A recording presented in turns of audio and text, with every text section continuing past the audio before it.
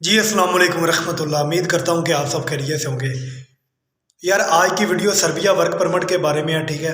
तो ये बार बार लोगों की रिक्वेस्ट थी और व्हाट्सएप पर भी मैसेज, सर एक सर्बिया के बारे में वीडियो बना दें, ठीक है। और मेरी रोमानिया की वीडियो के ऊपर भी काफ़ी कमेंट्स आए और एक बंदे का तो बार बार आ रहा था कि सर्बिया वर्क परमिट के बारे में बनाएं, ठीक है। तो यार ये सब भाइयों के लिए है, ठीक है। इस वीडियो को गौर से सुनना, ठीक है।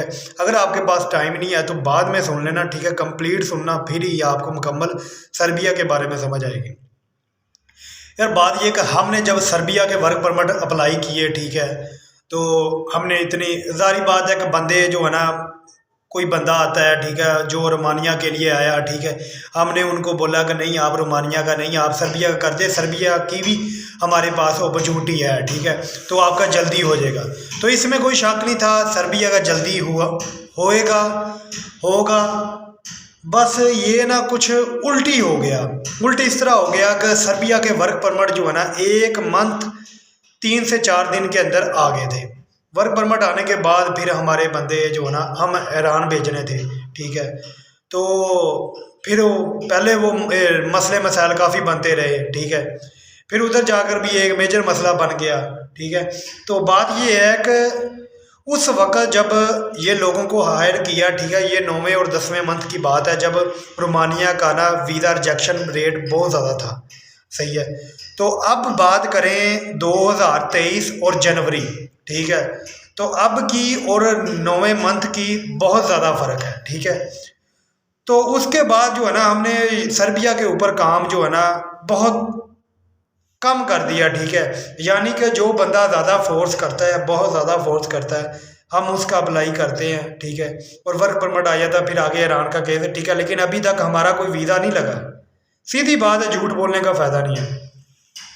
यार मुझे एक बात बताएं, जब आपके पास बड़ी अपॉर्चुनिटी मौजूद हो, ठीक है, पैसे उसके ऊपर भी उतने लगते हों और उसके ऊपर भी उतने लगते हों, तो आपका दिमाग काम क्यों नहीं करता? तो आप जो है ना, सर्बिया के लिए क्यों अप्लाई करें? आपको चाहिए, जब आपके पास रोमानिया का बेस्ट ऑप्शन मौजूद है तो आप रोमानिया का अप्लाई करें। रोमानिया से आगे जाना भी आसान, और रोमानिया की हर तरफ से रोमानिया बेस्ट है। रोमानिया में सैलरी भी अच्छी, रोमानिया के हालात, रोमानिया का सब कुछ अच्छा है, और रोमानिया का जो इकोनॉमी है वो भी ज़बरदस्त है। और रोमानिया में पासपोर्ट रैंकिंग भी ज़्यादा, और रोमानिया में जल्दी पासपोर्ट मिलेगा, ठीक है।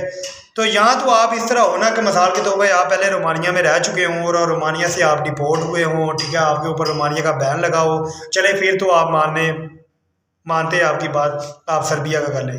एक बंदा गया ही नहीं है इस तरफ, यूरोप की तरफ, तो वो रोमानिया का अप्लाई करे, सर्बिया का ना करे, ठीक है। सर्बिया के लिए जिस कंट्री की पाकिस्तान में एम्बेसी नहीं है ना, उसका वीज़ा अप्लाई नहीं करना चाहिए, मेरा ये है, ठीक है। क्योंकि बंदे को जो है ना बहुत ज़्यादा जलील होना पड़ता है, ठीक है, और बंदे के ओवर पैसे लग जाते हैं, ठीक है, और कुछ रिस्क भी हाई हो जाता है। जिसमें हाई रिस्क हो जाए वो काम नहीं करना चाहिए, ठीक है। रोमानिया की एम्बेसी पाकिस्तान में मौजूद है, ठीक है, इसलिए आप जो है ना रोमानिया का काम करते हैं तो आपके लिए बेनिफिट है। सर्बिया की पाकिस्तान में एम्बेसी नहीं है, ईरान में है, यूएई में है, ठीक है। ज़्यादातर हमारे पाकिस्तानी ईरान को रिकमेंड करते हैं, ठीक है। और जितने भी पाकिस्तानियों के इस वक्त सर्बिया के वर्क परमिट आए ना, बड़ी तेज़ी से सर्बिया का वर्क परमिट आ रहा है, लेकिन अभी तक किसी का वीज़ा नहीं लगा। और कुछ लोगों के साथ इस तरह भी हुआ, मुझे कमेंट्स आया और उन्होंने नंबर लिया और नंबर के साथ मेरे साथ बात की। मैंने उनकी बात सुनी, उन्होंने अपनी कहानी बताई। कहानी उन्होंने ये बताया कि उनके साथ डील हुई 18 लाख में डन बेस में। अभी मुझे बहुत लोग जो है ना डन बेस का मैसेज करते हैं, मैं उनको ये बताता हूँ कि डन बेस वाला फ्रॉड होता है। वो बोलते हैं जी आगे हमसे पैसा नहीं लेना उन्होंने, वो आपसे पैसा किस तरह निकालते हैं मैं आपको बताता हूँ, ठीक है। इससे 18 लाख की डील हुई, 18 लाख की डील हुई। उसने बोला कि जब सर्बिया का एयरपोर्ट क्लियर होगा फिर आपको पेमेंट देंगे, ठीक है, इस तरह बात हुई। तो अब जब उसका सर्बिया का वर्क परमिट उन्होंने निकाल कर, ठीक है, फेक भी दे सकते हैं, ओरिजिनल भी दे सकते हैं, वर्क परमिट निकाल कर दे दिया। वर्क परमिट अगर आप किसी का निकालते हैं तो आपका खर्चा मिसाल के तौर पर कितना आ जाएगा? ज़्यादा से ज़्यादा आपका 2 से 3 हज़ार रुपया खर्चा आ जाएगा, ओरिजिनल वर्क परमिट के ऊपर भी, ठीक है। तो वर्क परमिट आप निकालते हैं, सारा मसला तो वीज़े का है। वर्क परमिट निकाल कर देते हैं आपको और आपसे ना 1 लाख रुपया ले लेते हैं। बाकी जो पैसे आपने जो है ना एयरपोर्ट क्लियर होने पर देने हैं, ठीक है, और वही 1 लाख रुपया उन्होंने बटोरना होता है आपसे, ठीक है। तो आप लोग बात को समझते नहीं है। जिस बंदे ने आपका सही तरीके से काम करना, वो आपके साथ कभी भी डन बेस वाली बात नहीं करेगा और कभी भी ये नहीं कहेगा कि आपने जब आपका पे वीज़ा आया तो फिर आपने पैसे देने हैं। यार एक बंदा आपके ऊपर पैसा इन्वेस्ट किस तरह कर सकता है, वो किस तरह आपके ऊपर रिस्क ले सकता है? कोई रिश्तेदार भी रिश्तेदार का इस तरह काम नहीं कर सकता। तो आपसे जब तक एडवांस पैसे नहीं लेगा वो आपका काम नहीं करेगा, ठीक है। और बिना एडवांस के जो काम करते हैं वो सब फिल्में होती है, ठीक है, चेक रखवाते ये वो, ठीक है, उनका सीन जो है हाई लेवल का होता है। और कुछ लोग करते भी है डन बेस पे, सही भी काम करते, लेकिन इतनी डिमांड यार। एक बंदा मुझे मिला, ये करेक्टर सर्टिफिकेट लड़कों के बनाने जा रहे थे, उस उधर एक बंदा मिला, वो बोलता है कि सर मैंने आपकी वीडियो देखी, ठीक है, और मैं स्पेन का जो है ना विजिट वीज़ा मैंने डन बेस पे किया 2.5 लाख पर।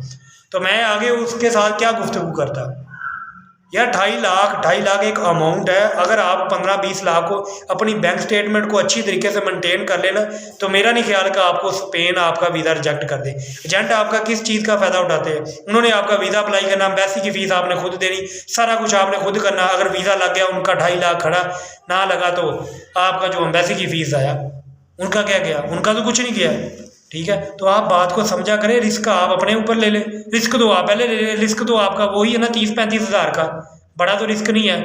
इससे आपका नुकसान है, बल्कि वीज़ा आ जाता है तो आपने 2.5 लाख देना है। तो इन चीज़ों से बचें। तो मेरा ये सारी बातें करने का मकसद यही होता है कि आपको एक प्रॉपर तरीके से एक सारी बातें जो है ना आपको समझाएं, ठीक है। तो मेरा जो सब्सक्राइबर है या मेरी वीडियो देखता है उसे फ़ायदा हो, नुकसान ना हो, ठीक है, मेरी ज़ात से किसी को नुकसान ना हो।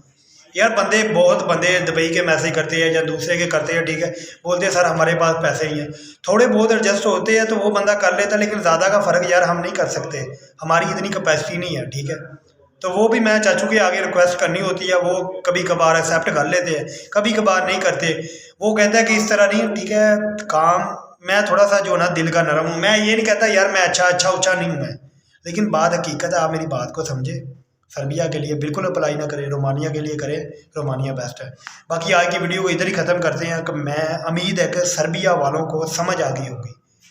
बाकी अस्सलाम वालेकुम रहमतुल्लाह।